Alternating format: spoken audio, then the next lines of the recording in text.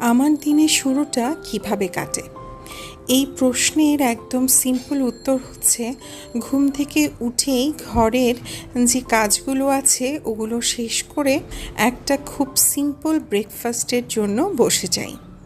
আমার সবচেয়ে প্রিয় এবং কমফোর্ট ব্রেকফাস্ট হচ্ছে টোস্টেড ব্রেড অ্যান্ড বাটার। এটা খেতে খেতেই আমি শেষ করি যে কোনো পোর্টালের নিউজ এবং যে কোনো আপডেট ইনফরমেশন গ্যাদারিং। আমার এই কাজগুলো করতে ভালোই লাগে, সেটা অবশ্যই নাস্তা খেতে খেতে। ইদানিংকাল দেশের যে পরিস্থিতি, তাতে কিন্তু নিউজ সম্পর্কে অবশ্যই আপডেট থাকাটা জরুরি। আমার অনেকটা নেশাতেই পরিণত হয়েছে।